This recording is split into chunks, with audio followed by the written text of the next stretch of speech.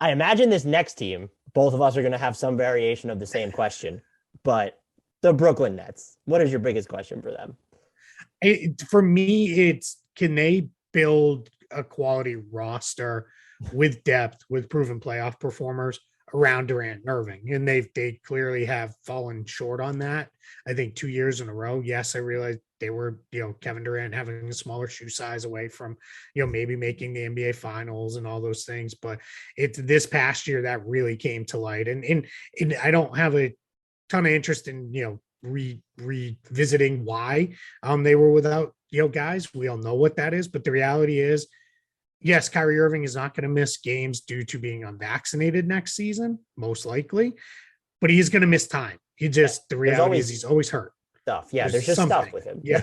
Yep. Kevin Durant. Now, I think if you get 60 to 65 games out of Kevin Durant going forward, the rest of his career, that's probably the top out maximum. And quite frankly, probably should be at this point because you need him ready to go come playoff time. And I think he was worn down in that first round series. So they got to find ways to add good quality depth around that.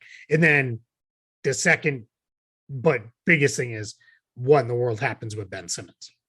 Yeah, that was my question was about his fit. And I sent that to you before we heard news that he was going to have back surgery, maybe even as we're recording this. That's what the update was from Yep.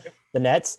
That sucks. Like back injuries are fickle. I want to know what happened to where he was cleared for contact on April 19th to you fast forward 2.5, 3 weeks. And now he's having back surgery. That is, I hope he's okay. They said the recovery timeline's 3 to 4 months. That's just, that's an iffy timeline when you're looking at Yeah. trying to get ready for training camp in the season. So you have that to consider. And that makes your point all the more important because if he's not ready, if he's not at full strength, if you're expecting him to miss games, depth becomes all the more important. And so they will have Seth Curry going into next year. Hopefully Joe Harris is healthy. Nicholas Claxton's going to be a free agent. And he was probably after Bruce Brown, their most important defender. Hey, Bruce Mm-hmm. Brown's a free agent too. Are you paying these guys? Is Joe Tsai going to be annoyed that he just funneled all this luxury tax money into what was a borderline NBA lottery team? They were a playing team at this Sure. point. And you mentioned even the Kevin Durant stuff. Like Steve Nash came out in, I think, December before KD's injury and said, yeah, he's playing an unsafe amount of minutes. And then he Yeah. comes back, and by the end of the season, he's still playing that same Yeah. type of workload. I don't know what they do there. They do have some picks now and some intriguing players on that roster where they can make moves. Their needs are many, though, I would say. And once Ben Simmons comes back, and I don't know where you land on this, a lot of people just assume he's going to be this clean fit.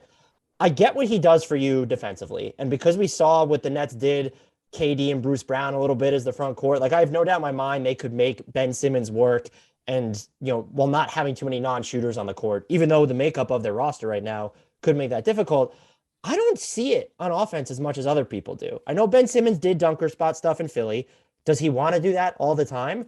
Are you taking the ball out of Kevin Durant and Kyrie's hands so that Ben Simmons can have it in transition? Maybe sure, but in the half court, no.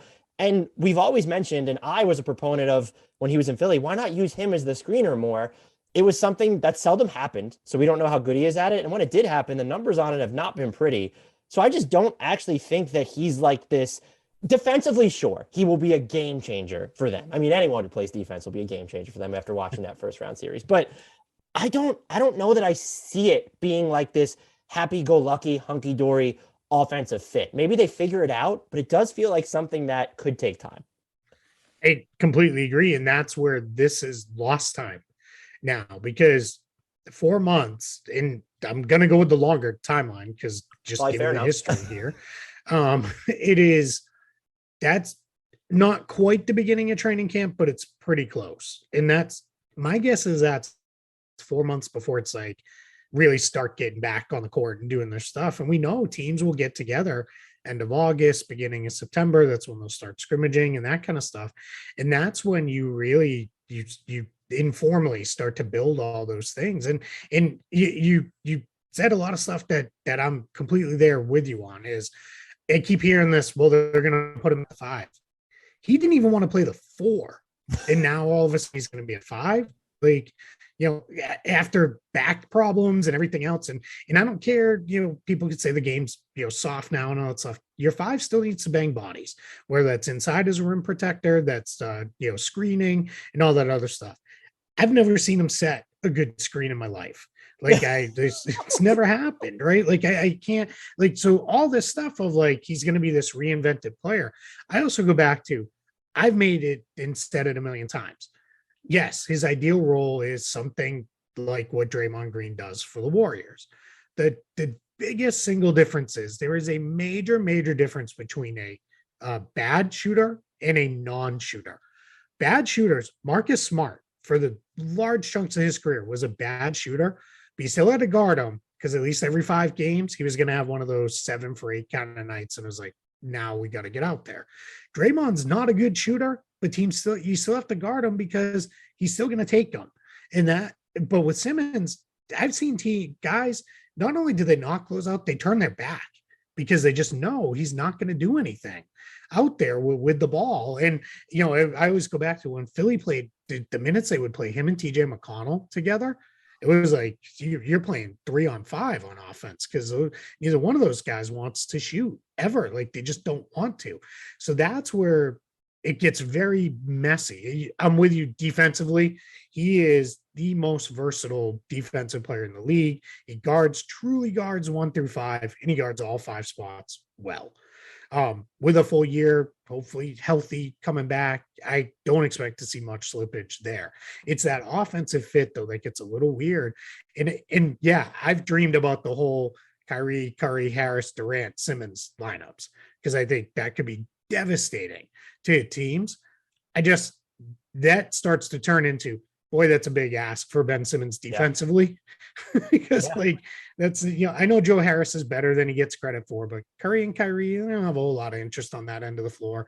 KD, it's spotty when he brings it or not, but yeah, I'm with you. I don't think it's there. In one thing I want to go all the way back to what you said is Joe Tsai going to be willing to just dump a ton more luxury tax into this team? He just came out on the record and complained about how he's not happy with, they didn't make money through the Barclays Center and all that stuff was a problem. So I don't think this is a Warriors situation where it's just keep spending. We'll keep spending and this will all sort itself out, a decade from now.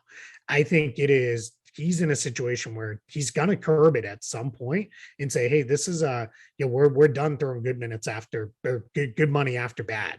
Like we have to, sort through this. And eventually that's going to cost him a player or two. And is that Bruce Brown or Nick Claxton? Yeah, maybe if other teams, throw the right offers their way, it could get kind of tough to keep those guys. I'm totally with you on all those fronts. The point you made about Marcus Smart, like there's value in the volume, and it's why Ben Simmons, like you can't even compare him to what Giannis does as well. Yep. He's still been willing to take shots from the perimeter.